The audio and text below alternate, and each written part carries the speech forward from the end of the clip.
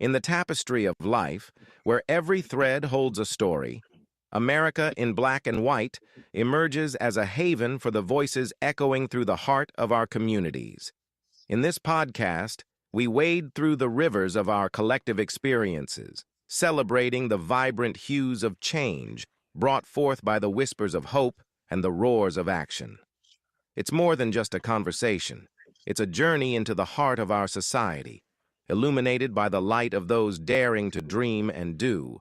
Join us, and let your voice be the melody that guides us toward a dawn where every color finds its place in the masterpiece of our shared destiny. Together, let's paint a future brimming with the positives that dwell in our minds and the actions that shape our... Good evening, ladies and gentlemen, and welcome to another episode of America in Black and White. I'm your host, Charles King, and tonight we have another great show for you. There are leaders who manage systems, and then there are leaders who transform them. Tonight, we sit with a man whose life journey reflects the power of possibility when passion meets purpose. From the heart of Philadelphia's public schools to the highest levels of district leadership, Dr. Ariel Lajara has dedicated his life to building learning communities where every child, no matter their zip code, has the opportunity to thrive. His story is not just about professional advancement, it's about service commitment and the belief that education is the most powerful lever for change. He has walked the halls as a paraprofessional, taught in classrooms where dreams were still forming, led schools through seasons of growth, and now shapes the future of entire networks as an assistant superintendent. But beyond the titles, Dr. Lajara is a community builder, a mentor, a servant, a leader, and an entrepreneur who understands that leadership extends far beyond the school walls. His work with organizations across the city, his advocacy for equity, and his entrepreneurial vision through Elevate Higher all speak to a man committed to lifting others as he climbs. Tonight, we honor his journey, his impact, and his unwavering belief that strong communities create strong students, and students build a stronger world. Ladies and gentlemen, Dr. Ariel Lajara. Hello, sir. Hey, how's it going? Oh, just great. How are you? Oh man, it's fantastic, man. I'm having a great day. Well, I appreciate you taking the time to be here. And I'm glad that you're here because you can continue to help us to shed some light on education and the positive future that's there. Absolutely, man. I'm excited to have this conversation with you. Is there anything you'd like to say to the audience before we get started? I mean, I just want to thank everybody for their time, their engagement, and their collective fortitude. As you know, I hope that this conversation turns into a beacon of light and also a memoir of someone that, you know, is a byproduct of the same city and same system of schools that he came up in, and really just shedding light on the opportunities to create growth and impact for our inner city youth. Yes, sir. So let's start with so people can get to know a little bit more about you, the individual. Let's start with your life story and your personal journey. What was it like growing up in Philadelphia public school system? I would say that it was both a challenge and a reward all in one. Been in the city of Philadelphia for the past 30 years, originally from Harlem, New York, by way of the Dominican Republic. I'm a first generation American, first generation middle school graduate, high school graduate, and all the way up from college and all the way up to a doctoral degree. Come from definitely humble beginnings, come from a small village in the Dominican Republic where my father, due to being the second oldest boy out of 13, was forced to drop out of school at a very early age, around fourth grade. And a mother, for similar circumstances, had to drop out of high school. So my story is one that's forged on the power of immigration, the power of getting a education here in the United States of America. But more importantly, is also hyper focused on the words of Carter Gottman Woodson, where he discusses that our opportunity in life is really to go get an education, but then come right back to the city that formed you and raised you and give back to that community widely. So um, I can go on and on about this, but I really want to focus on what I'm doing now and how we can all collectively contribute to the greater good of our society. Jay Cook Elementary and Olney High School shape your early identity. Oh man, big time. So I came from Harlem, New York, which was more of a melting pot, and then came into a highly impoverished inner city where I attended Jay Cook, and the demographics of that school were a high percentage of African American and Asian, and really a school that didn't have a high population of Latino students, really like a handful. So I had to, at an early age, I understood what social capital was, what cultural capital was, and really allowed me to understand that really poverty and socioeconomic status dictates how a society and how children are being educated and what they have to absorb and deal with on a daily basis, way past a origin, color, religion, race, or creed.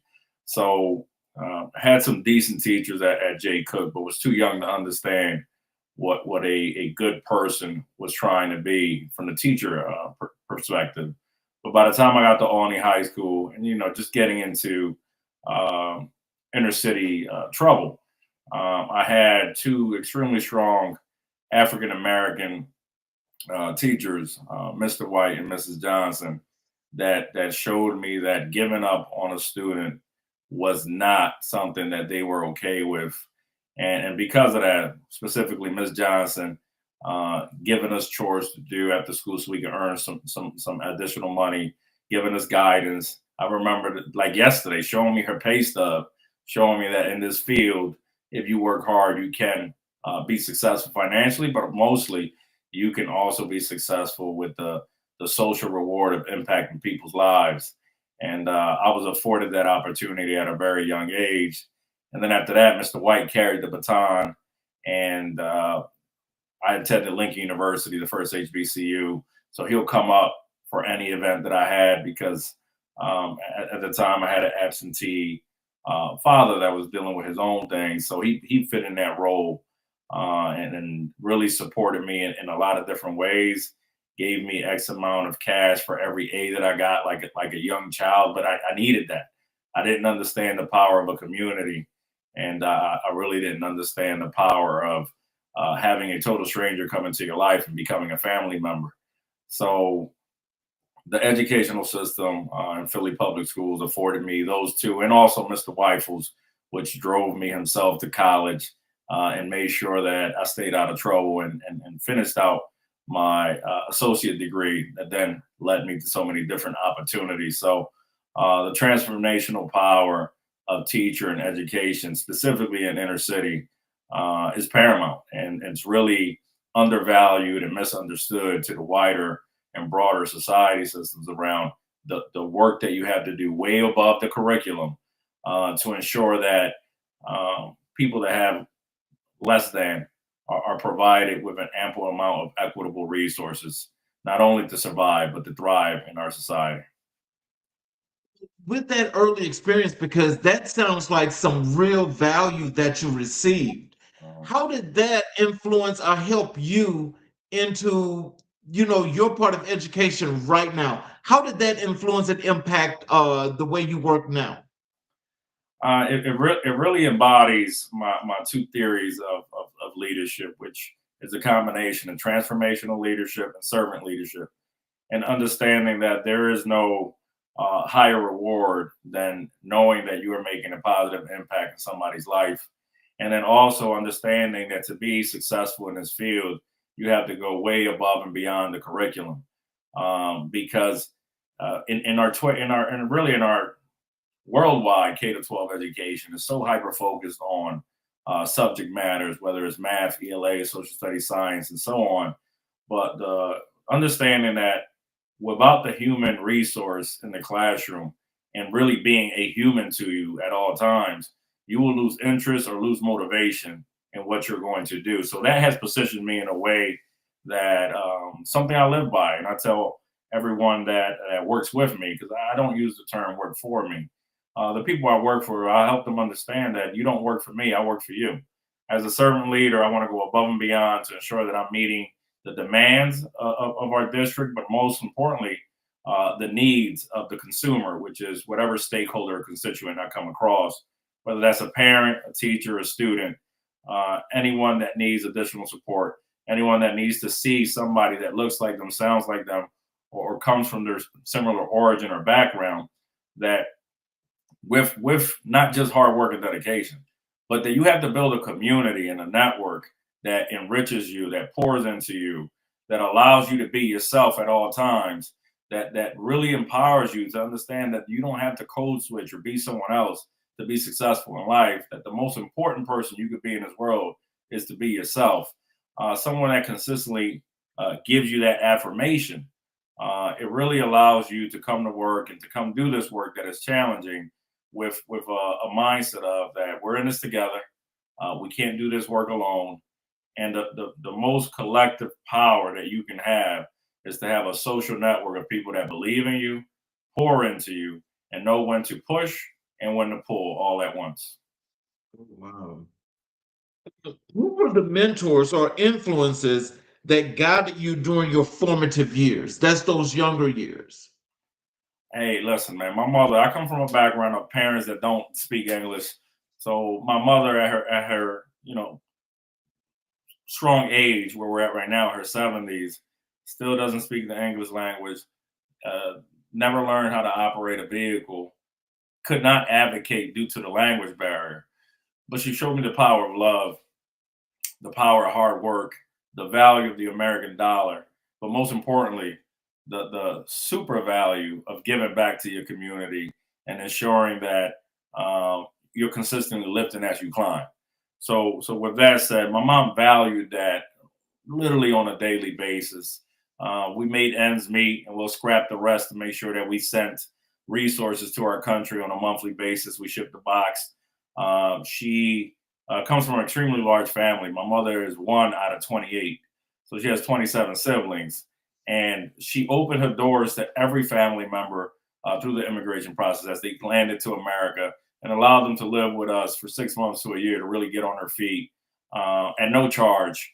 And also just went above and beyond with the limited resources she had. She made it stretch to ensure that, hey, it's one thing to take care of home, but if you're not helping others, then we're not really meeting the call of life. So she modeled for me that the entire point of getting a seat at the table is one thing, to ensure that you have a voice, but also to dismantle that table and ensure that that table does not impact negatively our community and our people. So she was just a great teacher around how to live life. And then when I encompassed and combined my mom's teachings with my educational background, I was really able to understand that if I'm not impacting people in a positive way, then I'm not really fulfilling my God-given duties. And I'll end that by also saying that due to that and success in my field, I was able to form some really good organizations. One called Elevate Higher, which hyper focuses on educational consultancy, professional development, keynote speaking, and things of that nature. To really to provide people with a message of empowerment. And then also another company called Equitable Property Solutions, where I'm able to garner funds, buy up properties, rehab them, and place people in homes at a rent that is 40 to 50% under market value. So because I grew up in a household with so many people, I ranged from 15 to 17 people living in a 3-bedroom household. I understood that food insecurity and home insecurity is something that, even though we state that we're the most powerful country, we still battle these these concerns on a daily basis in every inner city, specifically one like Philadelphia, where I work at in Kensington. Kensington part of Philadelphia is the largest open drug market in the East Coast of the United States of America. So I get to work with a lot of people that are impoverished and also a lot of people that are consumed by some of the societal shortcomings that we battle. Just continuously trying to provide people an upper hand. And I'm a byproduct of a second chance. So I'm a sound believer of creating organizations that give people opportunities to have a second chance at life. And 9 times out of 10, when you do that, you really position people to show you that they could do so much more than what you thought. And nothing brings me more joy than that. So what was the moment that made you realize that education was your calling? Oh, dude, man, at 17 years old, I graduated from high school, and I had a burning desire to dismantle what the barriers were that really almost prevented me from having a sound future. And what that is leadership. It's yes, resources help. Human resources help, but you need someone that's able to take the punches and keep pushing through and lead through adversity, and be an adaptive leadership that continuously adapts to what's going on to meet the consumer demands, not just educationally, but also humanistically, which in some fields we lose that human aspect of work. So at 17, I just had a burning desire that I knew I could make a difference. And something that I took a lot of pride in was that I wanted to be part of every position that makes up a school community. So I started my career as a paraprofessional, which is the entry level position in an educational setting. I was able to move up from paraprofessional to teacher to dean, director, assistant principal, and now gratefully as an assistant superintendent. But what's really important to me is that once you live in these roles, you have a really good identity and understanding of when I make a decision at the top, how does that impact all stakeholders, not some stakeholders? And that has allowed me to be very creative and empathetic around the decisions we make and how we positively impact different subgroups of constituents, which really has put me in a place where I take a lot of pride in trying to be the most equitable leader that I can. Can you tell us, with all of this experience, because you've really touched on an enormous amount of people, how are you able to take the knowledge and the experience that you have and relate it to the people in the community, the parents, the kids, the people that you work with? How are you able to build that bond and solidify their security of understanding that you would get the job done for them as best as possible? It's about meeting people where they're at, not where you want them to be. It's about being very transparent and having courageous conversations around what's the capacity that needs to be built to empower you to be a better person and a better person to others. But also, I always thank God for placing me in challenging situations that have allowed me to have a collective understanding of what others are going through. So I take a lot of pride in saying that I was on welfare from the day I was born to age 22. That I was impoverished, that I lived in a household with a lot of people, that I didn't sleep in a bed until I went to college. Like these experiences that the universe has allowed me to go through, I never looked at them as shortcomings or as challenges. I looked at them as experiences that one day will promote me and propel me to be a beacon of hope for other people. But also, the most important thing that I have is that I come into every conversation or situation with a learning hat on, because no matter where someone's at in life, they can educate you. They can provide you with a diverse perspective or a diverse experience where it transforms your thinking. So the humility of my upbringing allows me to have the dignity to lead courageously. So, your upbringing influenced your leadership philosophy today? Oof. So the servant leadership comes from I grew up knowing that I depended on so many people to make ensure that my house ran correctly. So I depended on the government with assistance. I depended on live heat for my heat bill. I remember my sister and I writing letters to wealthy people so we can get Christmas gifts. It's just so many different experiences. Going back to Dominican Republic, I lived there on and off from birth to 5, and then 3 months a year until I was 17 and went to college. And going into a village where we used outhouses, where we showered with whatever water was in a tank that came from the sky. So it's like limited resources. When you can survive and thrive with limited resources, it positions you in a way where then you finally have some resources that you understand that your real mission in life is like, now that I have this, what do I do with it? So going back to the miseducation of the Negro and reading all these literatures and memoirs about people that came from struggle and then held positions of power to liberate others, always reminds me of why I do the work. But more importantly, it reminds me of intent versus impact.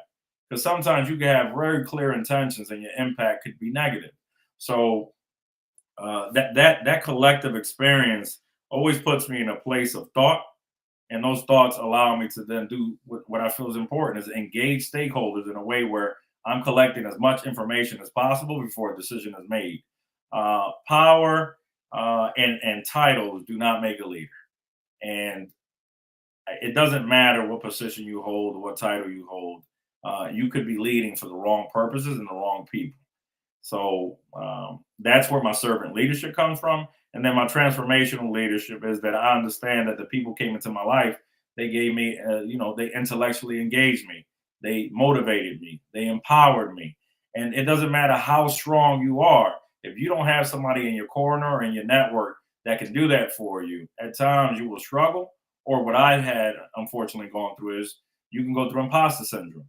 And because our society is built in the way it is, sometimes you look in the mirror and you could think less of, or you could think someone else has a competitive advantage. So these experiences have allowed me to dismantle that mindset. Specifically, while I was going through my doctorate program, I had thoughts about, hey, is this for me? Should I stop doing this? Do I belong? And things of that nature, because society can tell you one thing, but the people that I support and how it has transformed their lives really has shown me other. So what challenges did you face as you navigated your early career? Oof, lots of challenges. Understanding the community voice and community aspect, understanding that education must be differentiated in a way that allows access for all students in the classroom, creating cultures where failing forward is celebrated. Uh, we come from really our society in itself, but almost every industry, it's a performance industry, and even in mines. And sometimes you can fall victim to thinking that if you're not performing or you're not executing or you're not achieving, that you're not being successful. But what I've learned the most is that every success story is not catched in a spreadsheet. The data doesn't tell all of the story. It tells the quantitative perspective, not the qualitative. So I began to find a lot of joy in other things that did not come up on a scale of success or non success, which then led me to redefine what success is for people. And what that really is a differentiated scale and a spectrum, because success for one person could be totally different from others. Some might measure success on a monetary value. I started my career making $27,000 a year, and I went to work happy every day because I saw the collective value that I brought to that population of people I was serving. But I also saw how I was transforming their lives. So I very early in my career, I did not connect money with success. I only collected value with success, and that's what still matters to me to this day. As a paraprofessional, impact the way you lead now? Oh yeah, big time, man. So I started my paraprofessional career in Oxford, Pennsylvania, right outside of Lincoln University, with what I would say one of the most diverse communities I've ever served. I had the whole gambit of students, and not just race, but also religion, also ways of life. I had a large Amish population as well. And what I'm telling you is at 21, I'm a paraprofessional and I'm teaching these students. But what they didn't understand was that I was learning more from them than they were from me because I was understanding culture, value, what's important, who wears shoes to school, who doesn't, who's on a horse and buggy. And it gave me a wide spectrum of meeting the demands of all stakeholders, not just the ones that you might be designated to control. So that taught me a lot, but it also taught me about how to be a great follower. And being a great follower has translated to me being what I would call a decent leader. I followed a lot of people in this field, and then when I got my opportunity to lead, I took what I learned, good and bad, and transformed a culture where equitable outcomes uprooted. So, what personal values have remained constant throughout your journey? That's a very good question. And this the values that I connect with the most is family, my faith, and most importantly, outside of those two, how can I be of service to others? Those values have remained with me to this day and continue to be. And now my challenge now is how do I promote and how do I promote that for people in a way where it doesn't feel like I'm pushing it on you? And what I've learned is that you have to model the behavior you want to see, but then you have to hold yourself accountable to be very consistent around that behavior because we just cannot be what we do not see. And then after we see it, we need to see it consistently. So holding myself accountable to that degree allows me to make deposits in so many people's lives. And then my mantra, and everybody that I know that has worked with me in any capacity knows that my mantra is pay it forward. I'm in a position where, through the grace of God, it's not that I want something back from you, is that I want you to give it back to someone else. And I love that, and it's been able to happen. I had 3 assistant principals; they're all principals. When somebody's looking for mentorship and I can't provide it, I'm calling somebody that I've supported, and I'm like, "Hey, man, this is a perfect opportunity for you to give back." And I love the community that I've built because everybody now has a very similar mindset around how we approach life and work. You know, and tell me, how do you manage to separate, your private life from the personal aspects of the work that you do? Uh, Because I know that means that you're actually interacting with a lot of people on on the real serious personal levels. it's that might be my one boundary that I struggle with because I fall in love with people. I fall in love with people, and I don't fall in love with your potential. I fall in love with what you're doing right now. Potential is a myth. Who you are right now is reality, and it's about building capacity. So it's difficult for me to do that. I've gotten feedback before, like, "Hey, man, it always feels like you're on," and it's like, "Hey, man, uh, I am," because it brings me joy to help others. It really does. Now, I thank God that now I have, you know, other outlets to release that, but I don't shy away from an opportunity to helping somebody. I really don't. I really don't. And I thank my mom for that. And if that's my biggest downfall, then I'm okay with that one being my Achilles heel. We got some comments and questions here in the chat. I want to open these up for you, and if you'd like to, you're more than welcome to respond to these. Absolutely. Um, Here is, well, this is a good thing here for the show. It says, another great guest and strong member of the Alumni Association, Lincoln University, AAULUI. So that's Oh one of yeah. your alums. Yes, yes, yes. That's my great former colleague, Dr. Jonathan Brown, transformational leader. He was on your show not too long ago, man. We Yes. are men of like attainment. Yes, Dr. Brown was there, excellent, and I appreciate you being here as well. And we have another one here. This is from the Alumni Association. Oh, That's I guess they're just giving kudos to you being on the show. oh, that's listen. Lincoln University is 80 to 90% of who I am. I mean, it was some of the best experiences of my life. I had some amazing professors that poured into me in a way that no one has before. And it really allowed me to understand that in life, there's no need to code switch. What you can do is adjust to your settings. So in other institutions and other organizations, they might ask you to do that. And my question after that is always, so whose code am I switching to? And because of that, I've have a courageous mindset that I can adjust to your setting, but I have to bring my 100% authentic self with me. And I take a lot of pride in saying that I'm a Lincoln alum because of that and so many other things. Let's transition over to your educational leadership and your assistant superintendent work. What does leadership look like at the system level compared to the school level? So a lot of things. So I'll start by saying the principal job is the favorite position I ever had because you are the CEO of a single organization as a principal, and you get to see your students every day. You get to see your staff every day.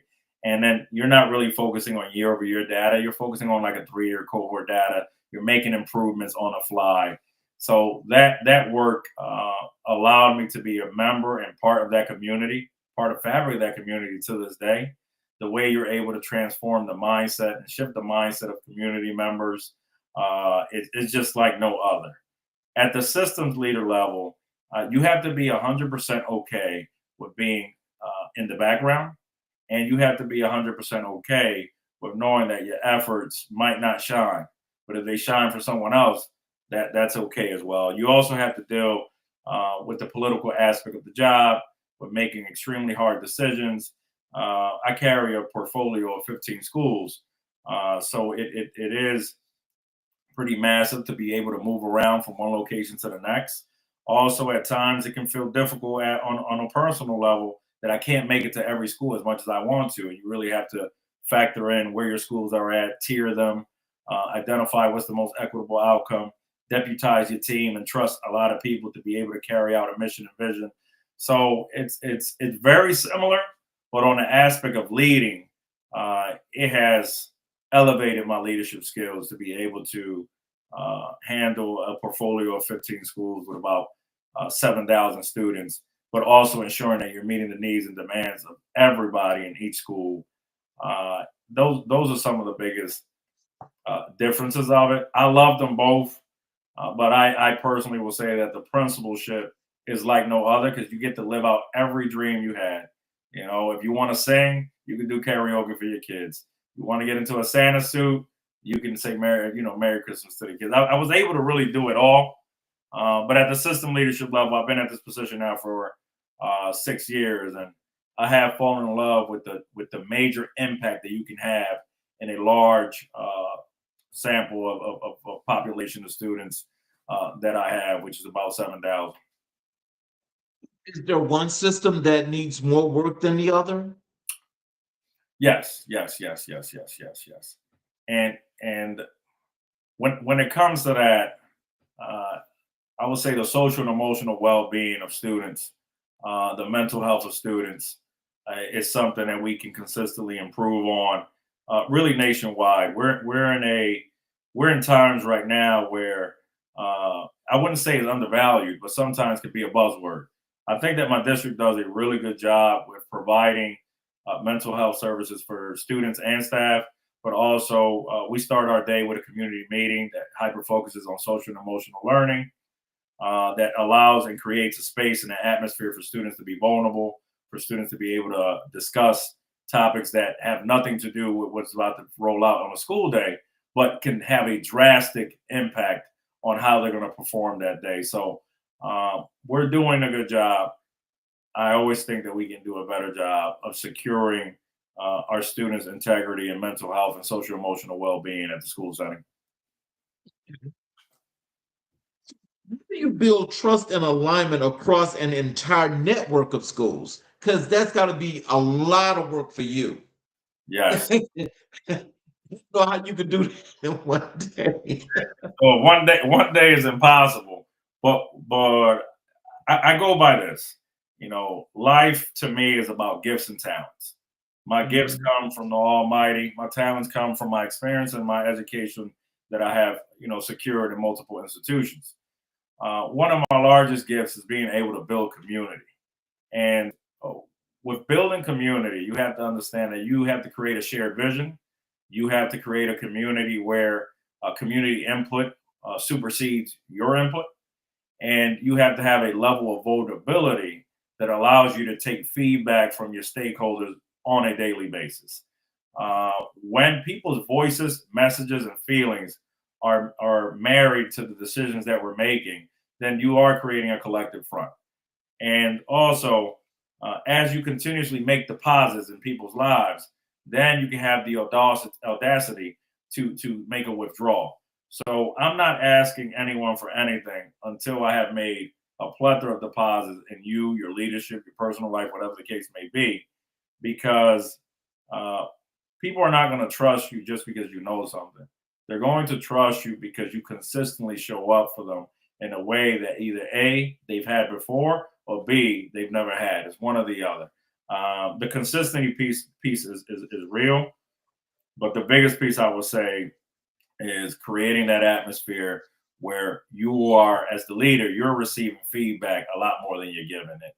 So every time I have an experience with stakeholders, whether it's parents, students, or staff members or leaders, is, hey, here's a survey. Give me your feedback on today's experience. How can we improve it? Oh, let's have these one-on-one chats. How can I improve my practice? How can I support you better? Once you shift it from leading from the bottom up, not the top down, then you can possibly create an atmosphere that allows you to thrive in your leadership. But most importantly, go to work every day and be happy about the work you're doing. Strategies contributed to the significant gains in state assessments under your leadership? So that really comes from the classroom up. And what that means is if what we've done is creating atmospheres in the classroom that are really student centered and that are full of joy. When you hear student centered or joy, you might say, hey, how do you measure that? Well, there are some metrics that I follow. And some of those are, when I go into a classroom, are we celebrating failure and success simultaneously? Are we creating an atmosphere where students want to participate in the conversation? Are our students equipped with the sentence stems and the question stems to have really strong student discourse in a way where no one's offended, but it's about moving the conversation forward? Are our teachers facilitating learning in a way where the students are doing the heavy lifting and they're consistently shifting the cognitive load onto students? And then last but not least is, are we creating an atmosphere and a normative culture that students understand how to engage with each other in a proactive manner? Not just productive, but proactive. When you go into a classroom and you can calculate if these things are occurring, and what you see is that all the research is based on students learning from each other. All this is doing is taking a teacher and shifting it from teacher to facilitator. In this day and age, how students are being assessed and really the critical and independent thinking you need to thrive in America, you need to be empowered to be a critical thinker. So it's not about teaching you what to think, it's teaching you how to think, and then taking a step back and allowing that creative and critical thinking to come to life. And no matter what response comes from a student, it's about how do we build on that response instead of shutting it down. Oh, wow. So, you know, from top down, that is from school to teacher to student to parents to community. Yes. What is the message that you want them to receive from you? Is that the real superintendent of a school district are the stakeholders you just named. It's the parent, it's the student, it's the teacher. All the research shows that a highly supported teacher is your number one resource. And then after that is a highly supported principal. So people that have boots on the ground, that are in the field on a daily basis, are going to have a lot more say in a decision for me than I do that I'm visiting multiple schools across a network. And also never undermining somebody's perspective or somebody's notion of what their reality is. Because if you ask 5 to 6 more people, you'll start to get a consensus. If you ask 20 to 30 more people, you'll start to see a trend. So sometimes you can make decisions at the top and not realize, like I said earlier, how it impacts other stakeholders. I try to lead to the best of my ability with that mindset, and I've been able to create atmospheres of success because of that. So you can support principals in developing their own leadership identities. Yes, yes, that is exactly what my largest role is. I take a lot of pride in that work. I have a nucleus of some novice principals, year one, year two, and some very seasoned principals that have over 10, over 15 years of experience. Uh, what I enjoy the most is getting all of us together in a room and learning from each other. Some of our more novice principals might have some innovative ideas that are not being translated yet in other campuses. And then clearly our tenured principals have institutional knowledge that provide avenues for growth for the others. But placing people in a room and having open dialogue, creating open-ended conversations that there is no right or wrong answer, is about how do we get to the collective truth. Really allows me then to identify what's everybody's entry point, and then what level of coaching do you need, whether it's inquiry-based coaching, cognitive coaching. Sometimes you need command coaching. My favorite role is coaching in my position, because that's where you build capacity and people get better at their role, which clearly creates positive outcomes for young people. What are the biggest challenges facing urban school districts today? Definitely the first one is underfunding. There's been a lot of funding cuts, budget cuts, but historically, specifically here in the city of Philadelphia, we've been historically underserved and underfinanced for half a century, or if not more. So, ensuring that the financial stability that we need to thrive at a school is never undervalued. Clearly, there's going to be funding for what they call uh, enrolled, teachers that come with enrollment. You meet X amount of students, you're going to have a teacher. But knowing that specifically in the society we live in today, with so much mental health concerns and social concerns, that then you need, where's the counselor? Where's the dean of students? Where is the psychologist? Where is this? There's so many pivotal pieces to ensure that we are educating children holistically. I believe in educating the whole child, mentally, physically, and socially. So there has to be other pieces involved, but also then parent universities and parent trainings around how to best support your child, not just academically, but with the other words that I've been using, socially and emotionally. So I would say the underfunding is our biggest challenge, and then after that is, after you get the funding, understanding how to fund your plan. So not just throwing money at a problem never solves it. Having a plan and then understanding this is the budgeted dollars that I need to bring it to life translates to outcomes a lot better. So if one is the funding, but then two is really how are we using the funding? Because I've been part of other districts and communities where the money has been there, but the outcomes didn't align. Go to your principalship and school level impact. During your time at Luis Munoz Marin Elementary, what drove the school's 3 consecutive years of progress? Ooh, that was healthy for the constituents and borderline unhealthy for me at times, because uh, it was a dream come true. I'll start there. I was able to lead a pre-K to 8 bilingual school in the city of Philadelphia, where the vast majority of my students were Hispanic, and then the other was African American. So really, the two cultures that had formed my decision making and my upbringing, one being a Latino by birth, but then two, growing up in predominantly African American communities, I was able to really serve a student body that represented who I am and what I stand for. Because of that, I didn't mind putting in a lot of hours, but that's personal.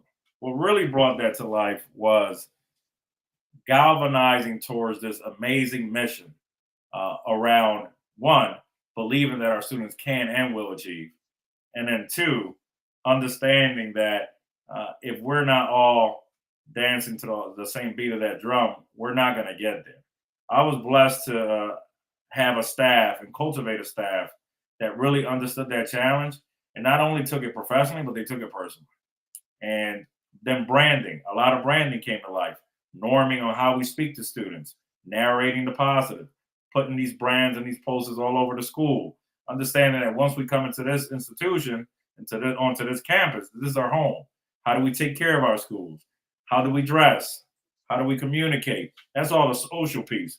The emotional piece was ensuring that we have community meetings, having outlets, having sensory rooms, understanding that a suspension is not an intervention. It's actually a barrier to that student's educational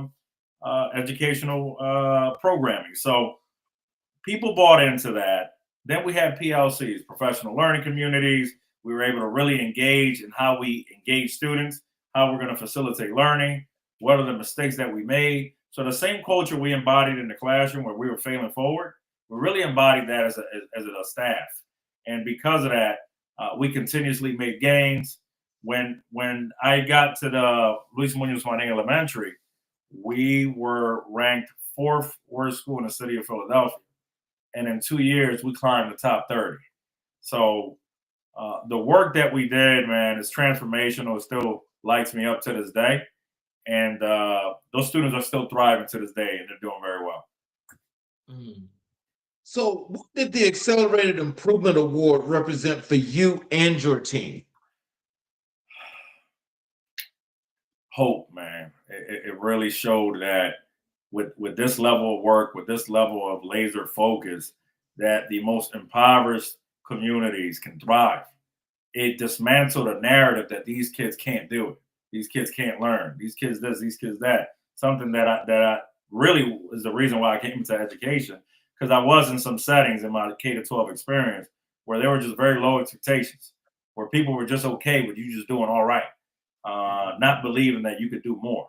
So that gave me not only a sense of belonging. I was 30 years old when I became principal, and I had to deal with anybody that has some youth to them in any industry deals with. Is this person ready? Can they lead? Did we make the right decisions? Not only did it prove them right, the people that hired me, but it also proves some naysayers wrong. But most importantly, it gave the students a beacon of hope that it doesn't matter where you come from. And I believe in that. I don't care what your zip code is. If you put the right leader and the right staff in any community, that community will thrive. So it gave me a sense of belonging. It gave me a sense of we can do this, but it continuously empowered me and kind of recharged me to keep doing this work at a grander scale. You build a culture where teachers feel valued and students feel seen. Humility with dignity, humbleness with pride. What does that mean? It means meeting everyone exactly where they're at. And I'm not talking about educationally or mentally. I'm talking about just humanistically. You know, what does that mean for me? I made sure that I rotated my cafeteria periods and just sat with kids and ate lunch. At recess, I made sure, hey man, let's go shoot some hoops. I'll tell you another thing. During my tenure, I was the only principal in the entire district that operates 300 schools that was also a coach.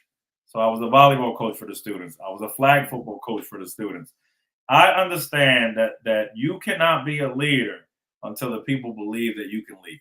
And by the people, that means the constituents that you serve.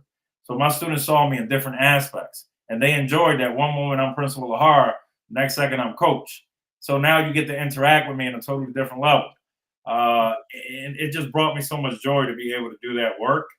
But I understand that when you meet people where they're at, they begin to understand that you have an open mind, and they begin to understand that you care about them. People don't care how much you know until they know how much you care. And that's something I lead with. Lessons from your principalship still guide you today. Oh, 100%. 100%. To be able to be a great system leader or a principal supervisor, you have to have your principal hat on at all times, because you have to understand that what you're messaging needs to go through the filter of principalship before anything. So I keep my principal hat on very sturdy, and I understand that the moment I sound like I'm not a former principal, that I'm sounding too corporate, then I begin to lose the following that I continuously work to get. So the principalship, I mean, I thank God for having that experience, specifically here in the city of Philadelphia, because it allows me to resonate with so many of the challenges and circumstances and even successes that my leaders go through, but also it gives me a level of relatability to really talk with conviction around what you're going through and how can I support you. Look, we got a comment here from Coach Carla Willis. I'm sorry. Student mental health is too important. It's so important. I'm sorry.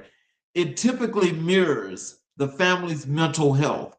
Often teachers, counselors, administration, and staff are facing mental health challenges as well. So building community is absolutely essential. Thanks for adding value through this conversation. So, would you like to have any comments or anything to say to Coach Willis about this comment?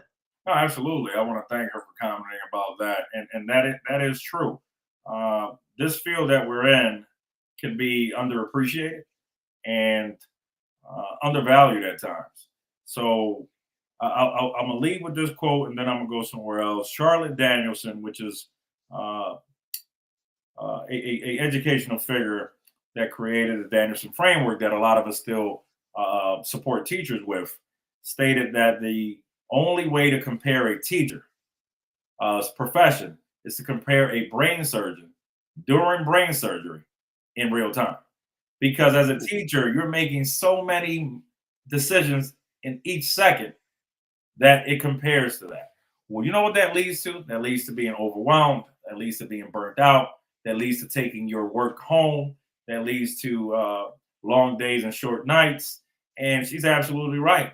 A lot of us, including myself, have battled mental health and have to seek outside agencies and outside supports to ensure that I'm right so I can go to school and go to work and give everybody my all. So when you lead with that, and that's something I take pride in, I'm very open about my shortcomings because I never want people to value me or look at me like I'm somebody that I'm not. I battle mental health, I battle physical health, but I talk about it openly. And then I also talk about, hey, I go to therapy. Hey, I go to the gym to work out and do outlets. I do contrast therapy with cold plunges and saunas. You have to be able to take care of yourself when God has put you in a position to take care of so many others. And as a district, when you position yourself like that, like the school district of Philadelphia has, with providing mental health services for free for our staff, for providing psychologists if you need it at totally free cost, for providing our students with step counselors and counselors at schools, you create a community that understands that you don't only value their performance, but you value their mental health and their overwhelming being. So super important in this field, and especially in this crucial time, specifically after we went through our double pandemic with COVID and all the other things that were going on. It's taken a toll on us that's still lingering, and every district should position themselves in a way that they put that at the forefront. Let's transition over to your community work and service. How has your involvement with Omega Psi Phi Fraternity Incorporated shaped your leadership? Man, I'll be celebrating 20 years in the best fraternity of all time. The first fraternity founded on a Black campus, Omega Psi Phi Fraternity Incorporated. It's so much of who I am because of the values that we have, because of the mandated social action programs that we have, you know, with donating blood, with giving back to the community. Nothing brings me more life than doing a social action project, like going into homes and providing our constituents with fans and with produce to keep them refreshed and going. And in the winter, providing heaters, and Thanksgiving, donating turkeys. It keeps you humble, grounded, but most importantly, it keeps you in what our mission is in life, which is lifting as we climb. And you know, I referenced Carter G. Woodson, which was a member of Omega Psi Phi, father of Black History Week, which then turned into Black History Month, which we'll be transitioning to in the next week or so. So these culturalistic values and ritualistic values have shaped who I am. And consistently, even if I veer off a little bit, I'm reminded by a group of men of who we are, which is men of like attainment, talent, and tenth. So it's the combination of going to the first HBCU and then pledging into Omega Psi Phi gave me those values, but then bringing those values into life and doing the work in the community, rolling your sleeves up, consistently reminds me of why we do this work and how we need to go about this work. Mhm. Speaking of that community service, can you tell us what does that mean to you personally? I'm a byproduct of people giving back. I really am. I wore hand-me-downs all the way to college. You know, all you know, the food. I remember getting in lines to go get government cheese, to go get cornflakes. It wasn't the real cornflakes, but you know, it was something to help us get by. But I am a byproduct of people's willingness to give back, and like I said, I thank God that I went through those experiences because giving back is not something I want to do. Is my mission in life, and not just giving back financially. Sometimes you can do so much for somebody without any finances. The good book says some go by giving and some give by going. And those special people, they do both. So I try to do both to the best of my ability. But at the very least, if I fall short, I'm going to do one. I'm going to send you something or I'm going to show up. Wow, that's so appreciative. How do organizations like ALAS and PAHSA support Latino leadership in education? I'll say it again, man. You cannot be what you do not see. So going to these conferences, the ALAS conference, the Association of Latino Assistant, Administrators and Superintendents, and then PASA is our Philly chapter. It galvanizes the Hispanic community, which is underrepresented in leadership in our city compared to the population of students we serve. So it's about creating these atmospheres that you're reaching out to people, you're helping them out. Right now, I'm focusing on supporting people through navigating the complexities of going from teacher to some level of leader, providing coaching, providing resources, having bi-monthly outings where honestly sometimes you just need to come out, enjoy a meal, and have conversations about things that are going on in life. So it's creating these atmospheres that really support the overarching goal of people, no matter what that is. But then when you go to the conferences, I was at one a couple months ago where you see the young people performing and dancing and singing. You go out and seek people like Miguel Cardona, our former Secretary of Education, and he's speaking about his journey, not just his personal journey, but his leadership journey. It's all about creating these atmospheres, man, where you see people that are doing what you're doing, but they're humble enough to extend the hand of friendship and pull you right up and help you out in life. Because we can't do this alone. I would not be sitting here today having this conversation with you if it wasn't for so many people. The humility of understanding that we stand on the shoulders of so many people to where we're at right now allows you to reflect and refine your practice so you can be a better person. Wow, that transcends into this question here because what you said is so important. And if you could explain this question to people so they can understand this, why is representation so critical in school leadership? To me, it's everything. It's everything. In the inner city is easy to create two mindsets. One, I'm a product of my environment. Two, I have imposter syndrome. I've suffered from both. You know, I've had a lot of shortcomings. I went through a lot of, let's say, challenges before people in my life came into my life and righted my ship. What that means to me is not just representing like, hey, I'm a Latino member or I'm a member of Omega Psi Phi, is embodying the ritualistic aspects of both of those things. What does it mean to be a Latino in America? What does it mean to be Black in America? What does it mean to be an educator in America when you're a person of color? What are the challenges you might go through? All that connected in one allows people to become mirrors. When young people see you and they can see themselves in you, then they begin to believe that they can do that. Everything in life to me starts with a belief system. If your belief system doesn't align to what you're trying to do, then you're just not going to get there no matter how much someone pours on you.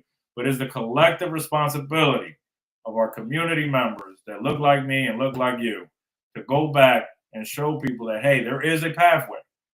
And also be realistic. I'm not telling you it's going to be easy. No one's giving out any handouts. So this is the pathway that I took. You could do it on your own, but I'm going to just give you mine so you can see how to get there. So I'm very big on that collective responsibility. And I said this earlier, throwing money at a problem doesn't mean people are going to be successful. Getting down, rolling up your sleeves, and not being afraid to go right back to those communities that you work so hard to try to get out of. Go back into that community and give back to those kids, give back to those people, give back to constituents, and show people that there's a better way or an alternative way to get to where you want to go. Stay connected to the communities you serve. Through my organizations, I do a lot of that. So all of the work that I do with Equitable Property Solutions, whether it's buying, rehabbing, and renting, or going into households and giving people an extremely affordable price to fix up their home so they can keep their home. I do that work inner city. My educational consultancy, it takes pride in Philadelphia. Clearly, I have statewide and some national outreach as well, but it's consistently pouring back to these inner cities that I come from, whether it's New York, whether it's Philly, and staying connected to what's happening in this world, but in America. So I try to stay very connected on how a policy can possibly negatively or positively impact people from where I come from.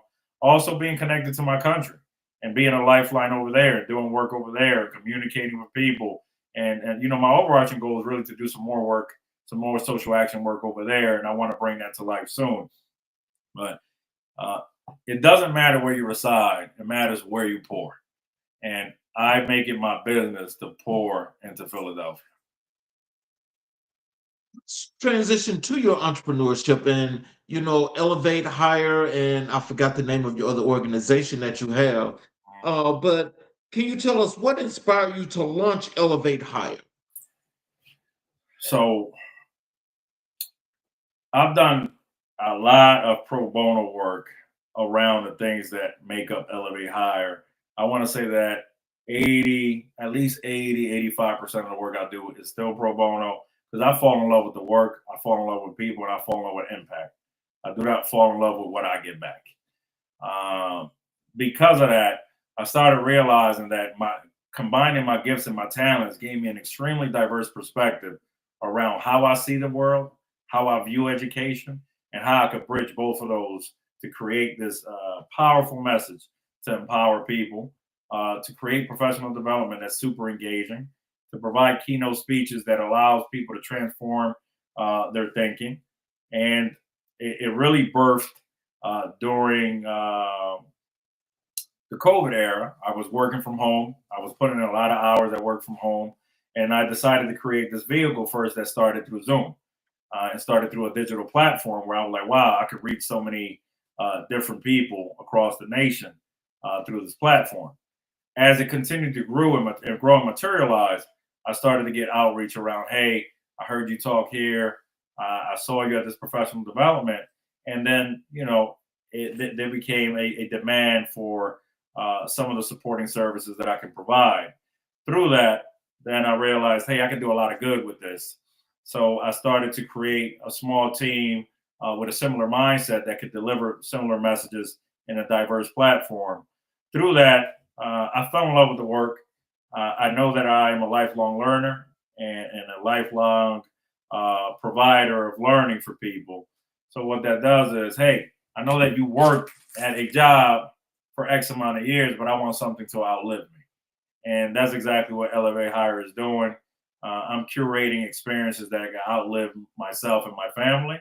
And through Equitable Property Solutions, I'm really just trying to remove barriers for home insecurity for people, so you can live in decent neighborhoods with affordable housing without having that strenuous mindset of how can I afford this, because I endured that as a child. So both of them are equity driven leadership, and they allowed me to stay grounded.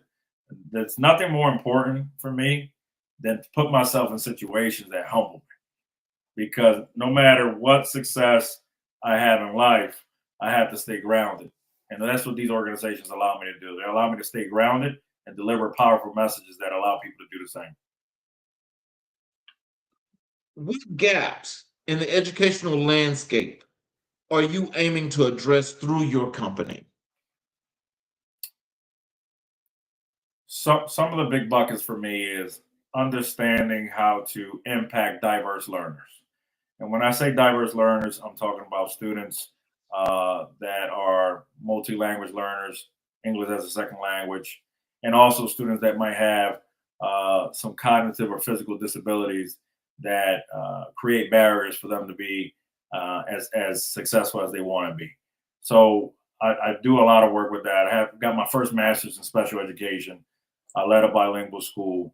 So there's so many gaps around how to support that population. Also, I didn't speak English until I was 7. So this work is near and dear to my heart, because I know that the language barrier disenfranchised my mom from being successful, and it almost got me if I didn't really, if my mom didn't bring us back to America and put us in school in situations where I could really get an education. With that said, that population of people, but also what I'm big on is going from fixed mindset to growth mindset. I said a lot of people stop right there, but then my next step is to go from growth mindset to innovative mindset. I know that it is impossible to compete in this global economy if you can't do two things: think critically and think independently. Yes, sir. So through my work is always connected.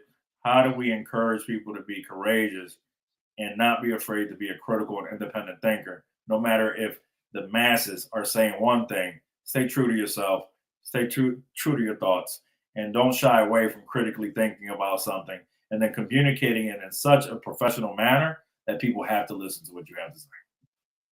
In your company, tell us how do you use innovation when you're out there doing the consultancy and you're actually pulling in these diverse learners?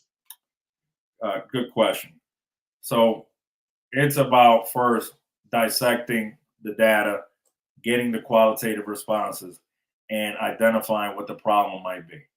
Now, what happens at some places is you begin to admire the problem.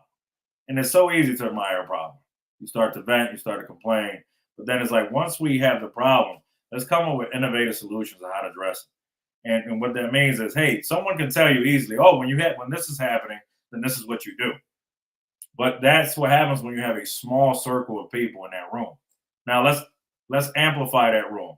Let's get diverse perspectives. Let's encourage people to think radically about what they can do. Let's move all limitations outside of the way. Let's forget what financial resources we need to bring this to life. And let's just come up with ideas around how we can support this innovation. And then through that process, specifically in the school settings, is we sometimes forget to survey the most important person, which is the consumer. What do the students feel about this? What do they want? What's going to thrive? What's going to help them thrive? What is the enrichment they're looking for? What is the incentive they're looking for? So sometimes you need an outside voice to come in and fix an inner problem.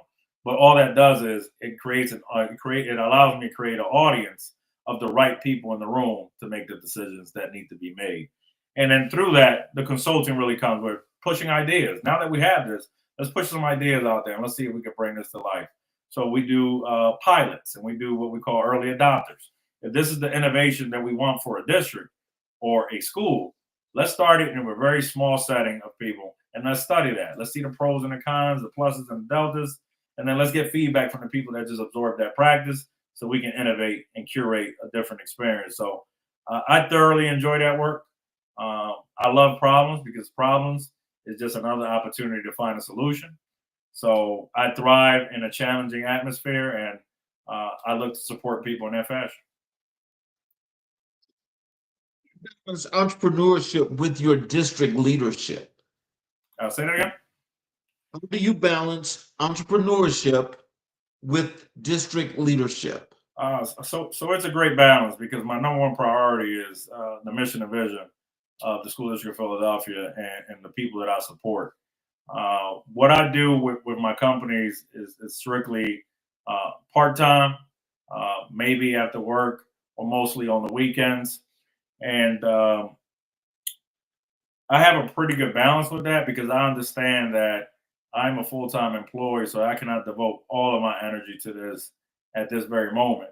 What I want to do is really create a foundation with my companies that when I move on from the pre-K to 12 sector, that I have created something that I can grow to a different degree that still connects to the work that I'm doing now, but allows me the autonomy to do it without any constrictions. What does elevating leadership mean in your consulting philosophy? It's about identifying where you're at in your practice and then co-constructing action steps that allow you to grow. I am not a believer of telling someone what to do. I'm not even a believer of showing someone what to do.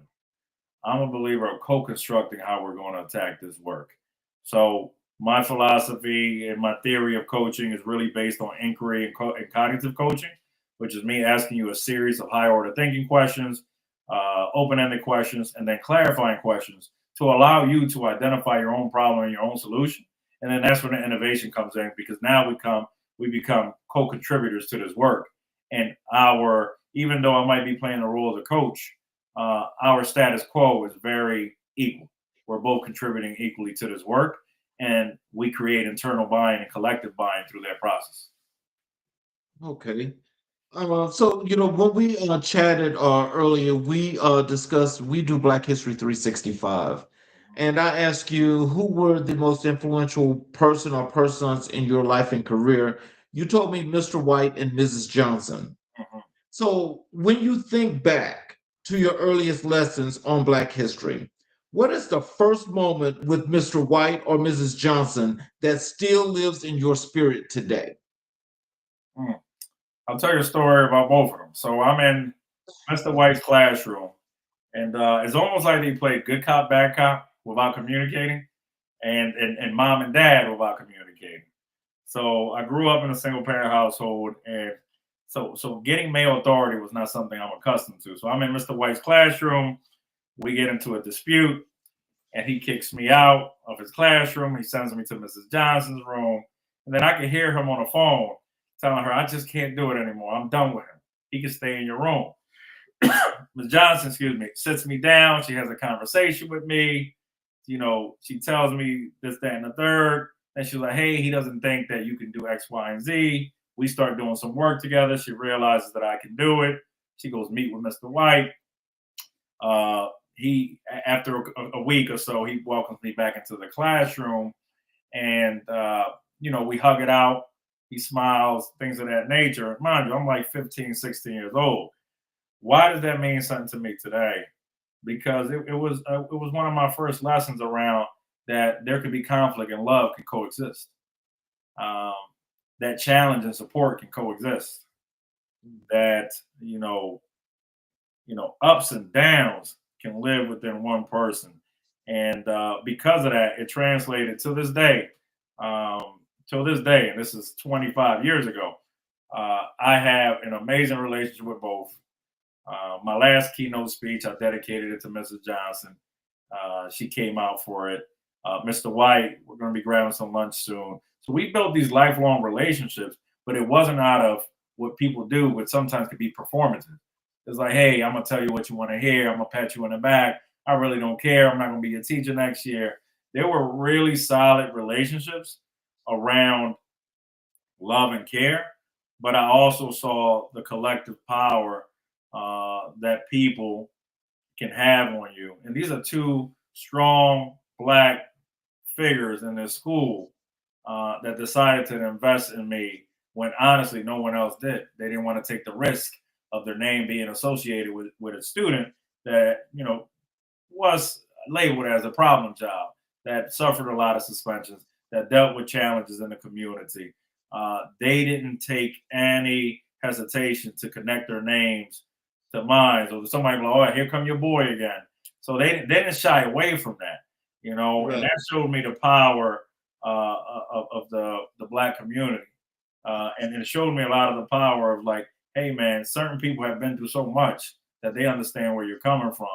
And last but not least, it transformed my mindset around uh,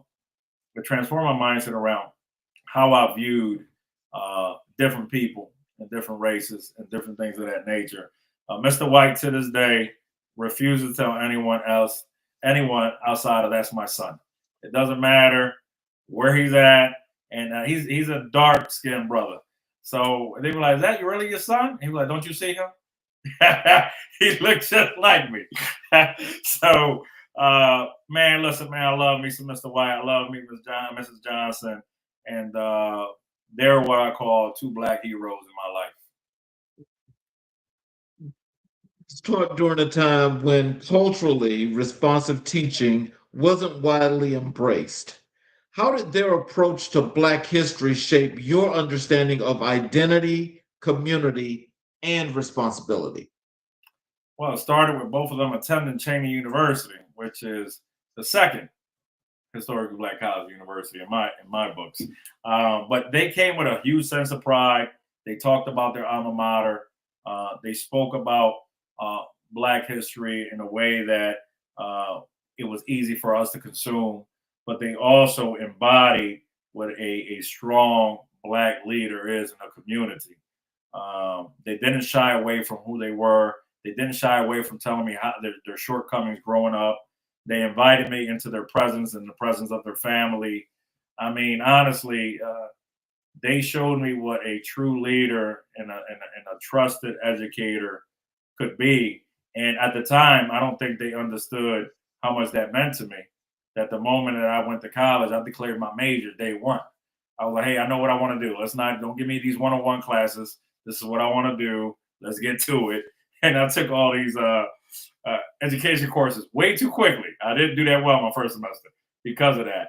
But there was just a consistent beacon of hope, not just for myself, but for a lot of people. But there was a small group of us, maybe about 6 of us, that they poured into us in a way that I was like, I didn't even think that this was legal. Like, financial shortcomings, they got your back. You need a ride here, they got your back.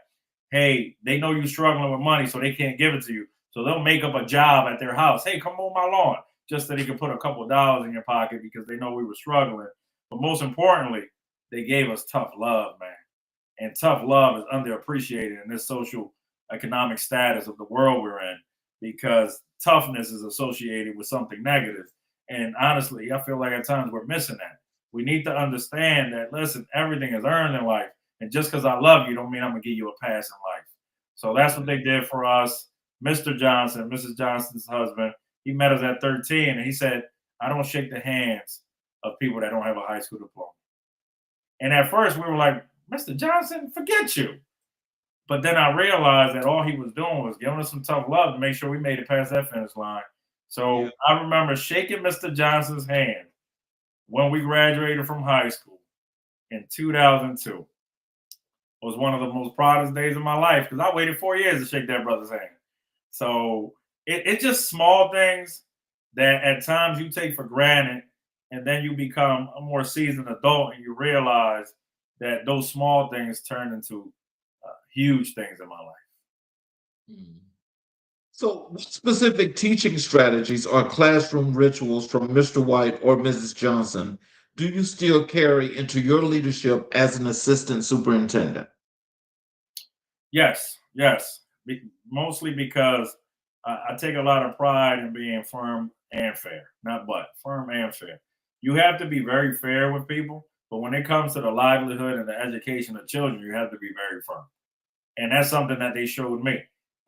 It could be all fun and games, but when it came to going to class, when it came to getting my high school diploma, when it came to going to college and persevering and pushing forward, they were no nonsense with that. Their firmness came out when it came to me, acting a fool in Mr. White's classroom. He grabbed me and he put me right out and said, "You're not welcome here anymore until you get your together." So I still have those values to this day. It looks different, but it's the same thing. It's like, hey, I'm here to support, I'm here to help. But if we're doing something that is detrimental to children, then that firm side comes out very quickly and it's unapologetically, because that's how Mr. White was with me. He unapologetically loved me and he unapologetically held me accountable. So two things can coincide. And I take a lot of pride in saying that I learned that from him. Mhm. So, how do they help you see Black history not just as a subject, but as a living blueprint for resilience, excellence, and possibility? Absolutely, because I come from Dominican Republic, which was one of the first stops on the Atlantic slave trade. I have a lot of Black and Nigerian roots in my family, and they were some of the first prominent figures in my life that also helped me understand that, uh, yeah, because I speak a language and because I was born in a certain country, we're labeled this way, but we're all the same people on the same struggle. And then also, what I understand from that and my own education is that, is like you said, is Black History 365 is 100% accurate. When you begin to do your own research, when you begin to internalize what you're reading and make sense of it, you begin to understand that so much that we take for granted today was on the backs of Black people. So many of the inventions that we use today, whether people get credit or not, come from Black people. So Black history is just history. Some people try to say Black history is American history, and I'm fine with that. But how about Black history is real history? And then once you embrace yourself in that, you begin to not only understand your history, but you begin to look at people in a totally different light, because depending on where you come from, your viewpoints could be different because of the miseducation you received. And I'm a byproduct of that. In the 80s and 90s, we were reading out of textbooks that now we see that the information we were learning was not accurate. It fit a mold. So sometimes dismantling a practice is just as important as putting a practice to life. Over to your vision, equity, and the future of education. What does educational equity look like beyond the buzzwords? Great question. And how I view that is, it's easy to say, hey, everybody, to give everybody what they need. But true equity is, how do you promote that thinking into others? Because it's easy to be performative. It's easy to go into an environment and say, hey, we need to practice equity here. So you're forced to do it. And then you go back to your regular life and it's not applicable anymore. What means something to me is like, what are the practices? What is the culture? What is the mindset shift that needs to take place in any environment to ensure that you leave here a better person, and to ensure that you become a productive citizen of your community through an equitable lens? So consistency in that practice is important, but also putting people in positions where they have to be equitable is important. Allowing people to see life from a different lens, which I call frame flipping, is super important. So when someone brings something to me, I pause, I reflect, and then I ask a question to promote an equitable mindset. If you consistently do that, now you don't only change behavior, you change mindset. And when you shift mindset, shifting mindset is synonymous with shifting practice. Shifting practice is not synonymous with shifting mindset. So I always say, hey, man, let's focus on the mindset of the work, not just the practice of the work, because practice is something that you do physically. Your mindset is something that you do mentally, which then promotes how you act on things. We create school environments where safety and belonging are non negotiable. Great question. And to me, that starts with not just the leader, but the leader's mindset. Getting a job is about executing in an interview. Executing in an interview will not 100% showcase your mindset or showcase your talent. So what that is we have to, and this really as a nation, having having types of training that help you understand how to build these environments. Also understanding that this is not something that's easy. People don't become leaders to fix small problems. It's to Mhm. fix complex problems. And fixing complex problems should never be a one-person job. It should be a collective front. So when we get to these situations, and as our district, I'm proud to say that we have equity training, we have equity labs, we have groups where we talk about very sensitive topics, and you have to consistently do that because when you do that, you get the diverse perspective, but also you get to feel things like they're happening to you, even when they're not. And that to me, nothing to me shifts a mindset faster than when you realize that someone really close to you is going through something or you're going through something. And now you're like, wow, why am I going through this? And then how can I prevent someone else from going through this? How can I create ventures that allow people to congregate in a way where there's support groups for these type of practices? So creating a sense of belonging is a 365 day a year job. And you have to be consistent because to me, belonging connects with the word trust. It Mhm. takes years to gain and minutes to lose, seconds to lose. So you have to consistently program in a manner that shows that the students are at the center, that your staff is at the center, and that their social emotional well-being is non-negotiable. And then more importantly, that this is an equitable environment where we're going to go out of our way to do what's right for people in general, not just the people that work here, not just the people that get educated here, but the entire community as a hub. What role does community voice play in shaping school success? Everything, everything. Most of the students that we educate will graduate in Philly, will get a post-secondary outcome in Philly, and then become part of the workforce in Philly. So what does that mean?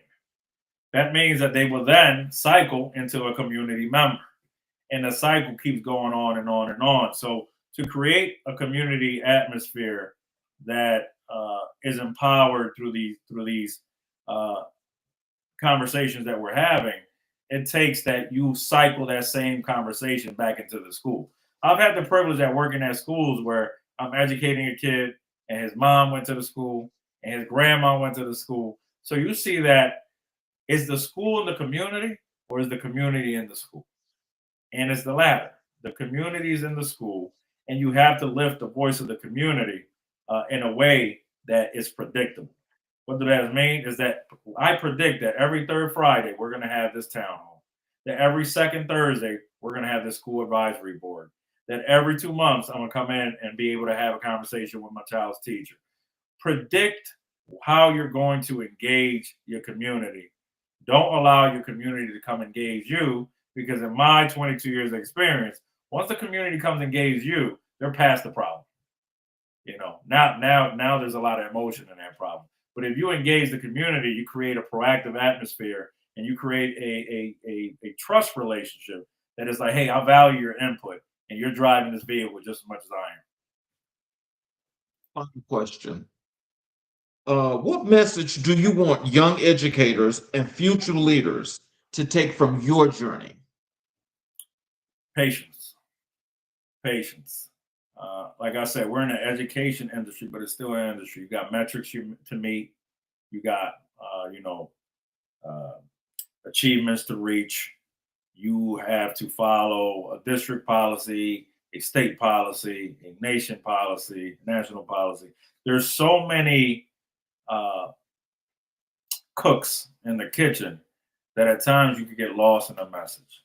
So what I my biggest word that I would say in my 22 years is patience. Have patience with parents that have shortcomings. Have patience with students that might be battling something that you can't see. Have patience with teachers that are trying their best. Have patience with achievement and celebrate growth. Just have patience in this because you're going to be challenged in this field. This is to me the number one human industry in the world. Everybody that's doing something successful in life had a K to 12 education. You have to pass through this. It is actually mandated for you to go to school first grade and up in this country. So have patience with all stakeholders. Understand that parents are sending you their best. There's not one parent I've ever met that woke up and said, you know what, I'm going to send my worst to school today. I'm going to send my worst child. No, they're sending you their students at their very best. Understand that being a teacher is committing to being a counselor, a friend, a therapist, and anything else that meets the demands of the consumer. So patience is my word, because that's what has allowed me to navigate the complexities of this field. It has allowed me to experience success with other people, and it has allowed me to position myself in a way where I can have a larger impact for my community. I practice patience every day, and when I don't, I want people to call me on it. That's the last thing I will say. Create an atmosphere where people are inclined and feel comfortable with giving you feedback. Feedback is a gift, and the moment you stop receiving that gift, you stop growing. So, in closing, what are some words of wisdom and encouragement do you have for our audience? How they could connect with you via your social media, about how they can connect with you via your websites and the work that you do out in the community? What are some of those things you'd like to say? I'd like to say, hey, man, if you want to connect, elevatehigher.org. It's my number one platform. We can connect in that way. I also have some social media outlets that are right into that website. I'm on LinkedIn as Dr. Ariel Lajara. I'm always willing and able to connect with people. And if I cannot help someone, my mission in life is always to connect you to someone that can. But my mission to my last words to everybody is continue to be the most important person in this world. Continue to be yourself. Be selfless. Share with others. Create communities, and understand that even the people that look great at doing something have their daily struggles. So, thank you very much for this opportunity. I've loved this level of conversation and engagement, and I do look forward to connecting with the masses at elevatehigher.org. Before I actually close out, I want to thank you for being here and having this great discussion with us, because, education is at the forefront, of all of our communities, especially at these times. And so we find ourselves in situations to where, the education system is kind of like it's going all kind of ways. And so pretty much you just got to hold on by the rope. And as it's jerking you around, you just got to hope that you get something out of it.